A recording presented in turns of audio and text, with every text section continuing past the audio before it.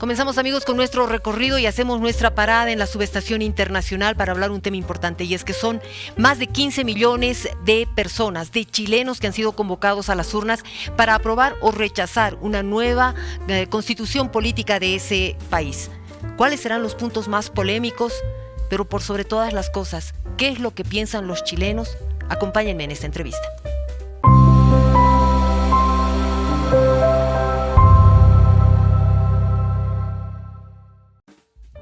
Por esa razón que hemos invitado a nuestra estación central a Máximo Quitral, y es un honor para nosotros tenerlo aquí junto a nosotros porque él es historiador, él es catedrático, él es politólogo, tiene un doctorado en ciencia política, es magíster en estudios internacionales, ha escrito varios documentos, varios textos que hacen a la relación de los países, incluido el nuestro.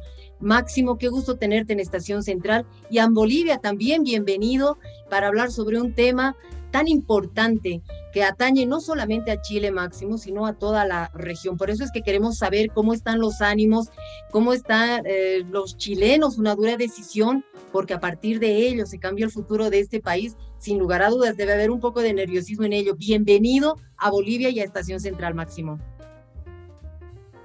No, por el contrario, Ivonne, agradecido por tu contacto, por la invitación a conversar contigo y por el cariño que siempre me ha expresado tu país cada vez que he tenido la oportunidad de estar allá. Estos días estuve en La Paz, justamente desarrollando investigación histórica entre ambos países, así que, bueno, siempre bien recibido y bien acompañado. Mira, la verdad que el ambiente ha estado bastante crispado, por llamarlo de esa forma. Ha existido algunas imágenes que se han conocido en América Latina, de algunos episodios de violencia que han empañado esta elección, que bueno, es una elección bastante importante, histórica, pero que lamentablemente el foco de la atención ha estado marcada por estos episodios. Pero claro, eso de alguna forma empaña todo lo que ha ocurrido, pero finalmente uno se tiene que quedar con el ambiente y con la intención de la gente de participar, más allá que el voto sea obligatorio. Máximo, vamos a comenzar de lleno. Queremos saber cuáles son los artículos más polémicos. ¿Qué está pasando allá en Chile? ¿Es una constitución? ¿Es una propuesta de constitución de Carta Magna, la ley madre de los países, más social de repente? ¿Cuáles son los puntos más polémicos? Vamos a hablar. Yo he estado leyendo un poquito el borrador y hay realmente temas bien sociales y bien interesantes, Máximo. Sí, Ivonne, mira, posiblemente lo que yo diga ahora aquí contigo te haga sentido, en el sentido, valga la redundancia, de la discusión de la plurinacionalidad. Ese ha sido un punto complejo, donde las posturas, naturalmente, que han querido defender tanto el apruebo como el rechazo, pero mi crítica es que pienso que no se explicó bien lo de la plurinacionalidad. También creo que no hubo un debate profundo con respecto al concepto. No es lo mismo hablar de plurinacionalidad en Bolivia que hablarlo en Chile. Son contextos y realidades totalmente diferentes, pero no por ello que sean alejadas de la realidad, ¿ya? Pero en ese sentido pienso que no se conversó bien, no se educó a la opinión pública. Y en muchos casos la gente se quedó con una cuestión más bien marginal, y por tanto se construyó un ideal de plurinacionalidad que no es la que algunos convencionales quisieron poner en el tapete, la discusión. El segundo tema, creo yo también, Ivonne, tiene que ver con el tema del acceso a la vivienda. Allí hay otro elemento que generó discusión en términos del concepto del precio justo, que tampoco se ha aterrizado. ¿A qué se refiere cuando se habla de un precio justo? La discusión era que en la Constitución actual se estaba colocando énfasis más bien en el arriendo por sobre la propiedad, o el acceso a la vivienda como propiedad. Y el otro tema, a mi punto de vista, tiene que ver también con el tema de salud, que en algunos casos los del rechazo estaban sosteniendo que se eliminaba prácticamente el sistema privado y todos ingresábamos al sistema público. Pero para cerrar mi idea, esto es un debate que todavía está abierto, Ivonne, porque a diferencia de lo que ocurrió en Bolivia, acá viene una discusión parlamentaria y por tanto quienes tienen la representación en el Parlamento son finalmente quienes van a ajustar el texto constitucional. Ahora, Máximo, definitivamente esta propuesta de documento constitucional es nomás la consecuencia y el resultado de una crisis social del 2019. Cuando hubo el plebiscito de entrada, Máximo, era otra la percepción de la gente. La gente manifestaba que necesitaba una reforma que pueda generar mayor participación de los diferentes sectores, que aunque sea diferente, Máximo, me hace mucho recuerdo al 2009 aquí en Bolivia. El cambio del documento constitucional realmente era más social, ¿no es cierto?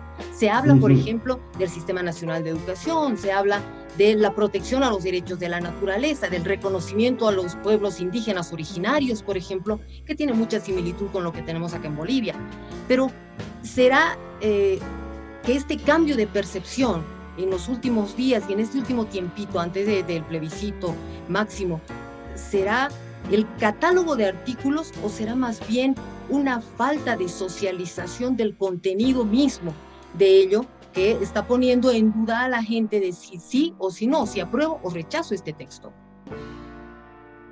Sí, uno podría, Ivonne, criticar los mecanismos y la temporalidad del proceso constituyente. Muy distinto también al que vivieron ustedes, con una discusión, con una maduración, con una socialización que bueno que tú tocas ese punto que personalmente creo que está ausente o estuvo ausente, al menos en nuestro país. Particularmente porque también percibí una suerte de encapsulamiento de la convención, es decir, que tomó distancia de aquellos sectores movilizados que justamente clamamos y clamaron por mayor justicia social. Ese es un problema, un error, que a la larga terminó distanciando a una ciudadanía que debiese haber estado mucho más comprometida con el proceso. Además, otros elementos en el camino, algunos errores comunicacionales y algunos espectáculos muy poco graciosos, por llamarlo así, de los convencionales que terminaron por ahuyentar a la gente y criticar en mayoría el texto. Pero ahí creo que ese proceso de socialización fue muy breve y no se ajustó a nuestra realidad en términos de acercarnos mucho más a lo que se planteaba y lo que se exigió, como tú muy bien recuerdas, el 2019, sin también alejarnos de que un proceso de movilización en Chile viene ocurriendo en el 2001. Entonces, en Chile no han cesado las movilizaciones, Igor. Si bien estamos en un proceso constituyente, hoy siguen movilizándose distintos actores y eso es un síntoma de la situación política que se está viviendo en Chile. Ahora, Máximo, la actual constitución data, si no me equivoco, y tú me vas a corregir en ese tema, de 1973. Es una herencia en realidad de la dictadura de Augusto Pinochet, que seguramente ha sido construida y elaborada de acuerdo a las características de la época también. Me imagino que esta nueva propuesta tiene también las necesidades y las características de un Chile actual y más moderno. Entonces, ¿cuál es la diferencia de ambos textos? Pero además, ¿cuál es la necesidad de generar una nueva propuesta de Carta Magna? La actual constitución chilena data del año 80. Una constitución que fue propuesta por un comité de expertos, sin mayor participación de la ciudadanía, y por tanto esa comisión de creativos pensó que lo que quedaba plasmada en esa constitución era lo que requería el Chile de la época. A diferencia de la actual, donde hay un proceso electoral, una participación democrática, elección de convencionales, en fin, que también propusieron algunos temas que se ajustaban a la realidad. El tema es que gran parte de las normas, de los articulados que están presentes en esta propuesta de constitución, tienen que vivir un proceso de deliberación en el Parlamento. Y ahí también hay un punto crítico, porque en el fondo, ¿quién le asegura a la ciudadanía que la postura que tiene tal o cual parlamentario es lo que está pidiendo la Se va a sociedad respetar el movilizada? voto del pueblo, en realidad. Exactamente, exactamente. Es decir, que a la larga el proceso se está convirtiendo en una convención mixta donde los parlamentarios y las fuerzas políticas representadas en el Congreso van a tener la última palabra. Y ese es un punto polémico, absolutamente. Y lo otro tiene que ver con la discusión de los recursos naturales. A diferencia de la constitución de ustedes, en esta constitución los recursos naturales no han quedado consagrados. Eso es un tema complejo para la realidad económica de Chile. Ahí también creo que fallaron los convencionales de haber puesto los recursos naturales al servicio de la ciudadanía para avanzar justamente, Ivonne, en mayor derecho social. Dejando de lado un poco la privatización, que hay mucho de eso en Chile, Máximo. Sí, Ahora, sí, Máximo, cuando hablamos de una nueva constitución, de un nuevo documento constitucional, y vamos a especular un poco, Máximo, juguemos un poco a especular, si gana el apruebo con todas estas reformas que se están planteando, estos artículos, que te digo, leo el borrador y me parece realmente interesante, porque se habla sobre la protección a los derechos sexuales y reproductivos, el reconocimiento a pueblos indígenas, se cambia el Senado por Cámara de Regiones, se habla de educación nacional, de un sistema de salud. Entonces nos preguntamos qué es lo que está pasando, ¿no es cierto? Si gana el apruebo en la nueva constitución, entonces estaríamos hablando de generar muchas leyes y normas. ¿Será que Chile tiene el presupuesto necesario para crear ciertas agencias que puedan dar paso y puedan lograr afianzar todos estos cambios? Bueno, por eso te decía, Ivonne, que el tema de los recursos naturales era clave justamente en la pregunta que tú me estás formulando. Porque, claro, hay un aumento del Estado, pero ese crecimiento del Estado o la creación de nuevas instituciones necesita de presupuesto. Y la verdad, hay que ser muy sinceros, la situación económica del país no es para nada positiva. Los datos que se manejan en términos de crecimiento son bastante bajos. Son uno de los países que va a tener un desempeño económico bastante mediocre en comparación al resto de los países de la región. Y eso es un punto de incertidumbre en términos de cómo puede ser posible el avance en aquellos derechos sociales, reproductivos y educativos que tú muy bien estás colocando sobre la mesa. Y eso instala una cierta incertidumbre en términos de cuán responsable fiscalmente está el país para entrar en ese desafío tan importante y tan necesario. Por eso los recursos naturales eran clave. Entonces, o tienes dos mecanismos. Aplicar un royalty alto a las empresas que controlan los recursos naturales, o nuevamente aplicarle más impuestos a las personas, y la verdad que este camino, a mi modo de ver, no es el más óptimo para desarrollar e implementar esta nueva constitución. Ahora, también hay que generar, para implementar todo ello, hay que generar normas y leyes que puedan adecuarse a todo aquello. Si seguimos especulando... Cultural también, Ivonne, en ese sentido, sí. Un cambio cultural también, Ivonne, ahí, ¿también? Porque claro, porque la ciudadanía está acostumbrada a un sistema, a un tipo de administración, y la nueva constitución está planteando otro, y eso puede provocar un choque cultural. Bueno, vamos a seguir especulando, Máximo.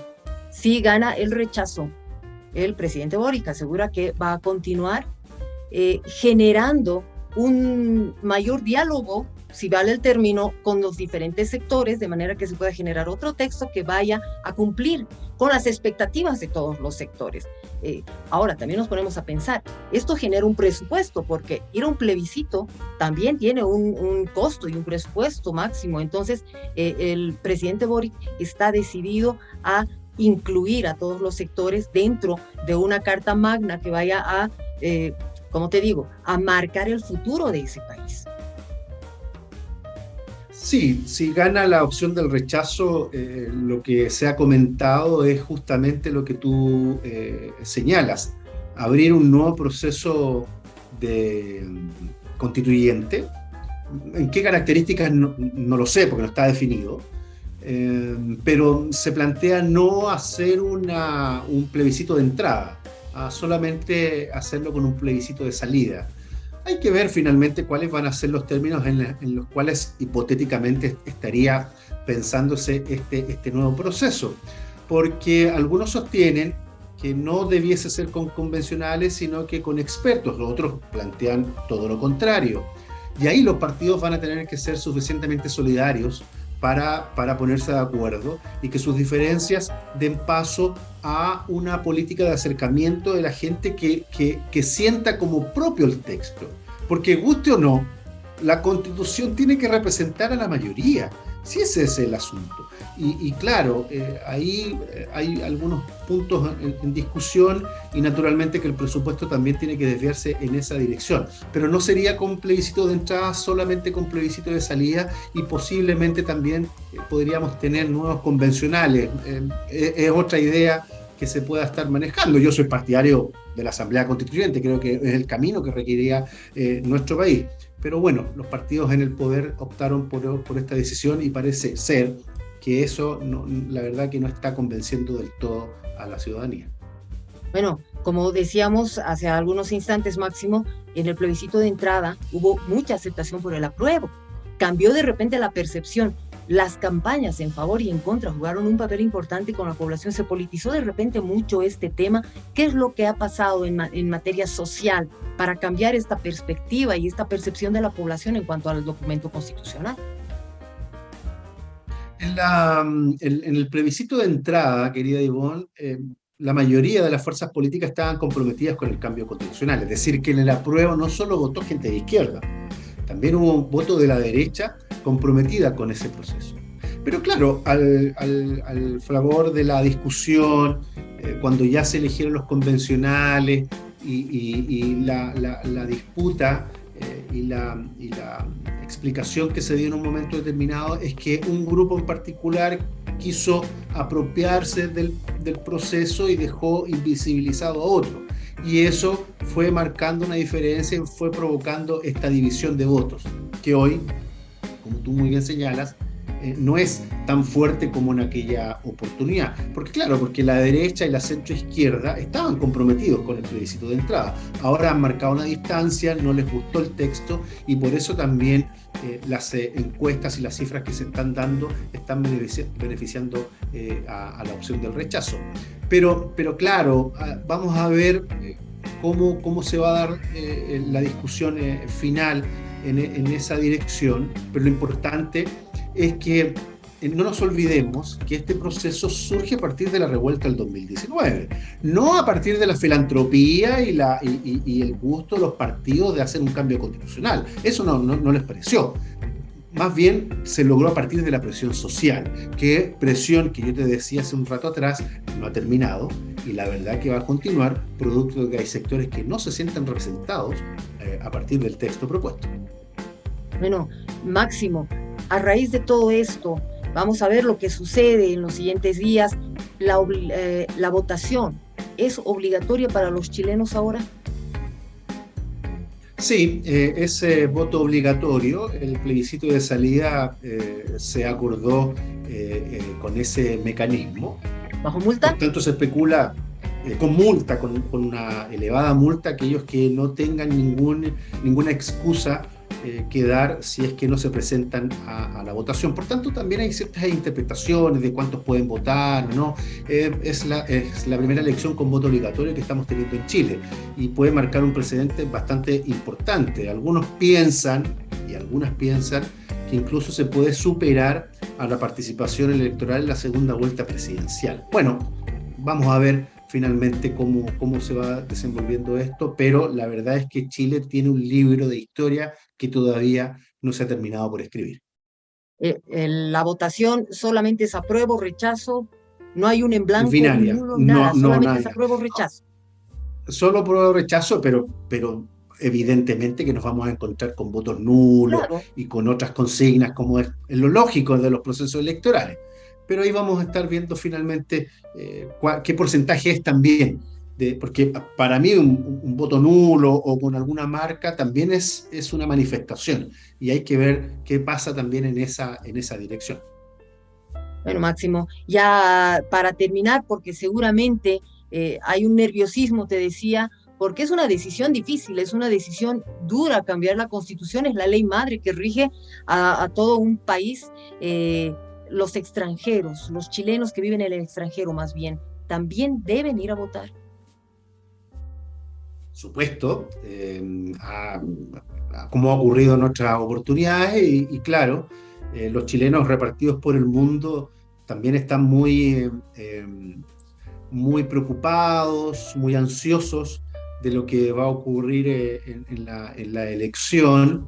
Obviamente que pienso yo que el apruebo va a tener un buen desempeño electoral en el extranjero, pero es en Chile donde finalmente se va a estar definiendo cuál va a ser el trazado que va a tener el país y en específico la región metropolitana y la quinta región. Ahí está una buena disputa de votos, de bolsones electorales para una u otra opción. Han habido problemas en los últimos días en la Araucanía. Máximo, ¿cómo se ve esta situación? ¿Qué lectura puedes hacer de este tema? La verdad, Ivonne, es que yo diría que uno no puede gobernar con contradicciones, uno tiene que gobernar con convicciones. Y ahí se han cometido errores por parte del gobierno que hace un par de meses atrás era partidario del diálogo y ahora eso finalmente ha pasado a un segundo plano. Ahí hay un tema concreto, difícil, con una disputa de cosmovisión, de no entender cuál es la mirada que tiene el pueblo mapuche con respecto a su vinculación con el territorio, con la tierra, en fin. Yo no soy partidario de la militarización ni la criminalización del pueblo mapuche, soy más bien partidario del diálogo. Creo que esto se resuelve con política, no con instalación de fuerzas represivas en el territorio. Y espero que finalmente prime la cordura y el diálogo y el acercamiento de las posturas, porque es necesario para nuestro país, porque si no, esto finalmente puede terminar en un problema mucho mayor. Máximo, muchísimas gracias por estar con nosotros. Nos has abierto mucho el panorama de lo que vive Chile, de lo que vivimos nosotros. Nos hace un poquito de recuerdo, te decía, aunque diferente, pero con muchas cosas parecidas, con mucha necesidad de cambio parecido en ambos países. Gracias de verdad por estar con nosotros.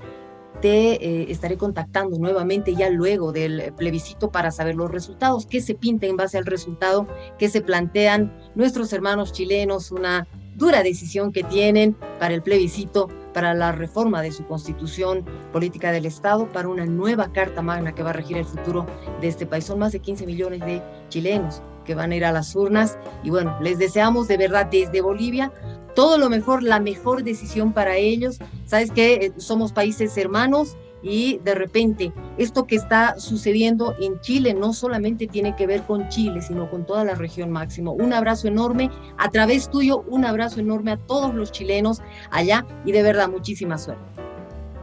No, Ivonne, por el contrario, agradecido por tu contacto. Yo quedo a vuestra disposición como siempre y espero tener noticias positivas de lo que ocurra de ahora en adelante en mi país. Muchísimas gracias, Máximo Quitral, con nosotros hablando sobre plebiscito en Chile, una decisión importante que deben tomar nuestros hermanos chilenos. Esto ha sido Estación Central.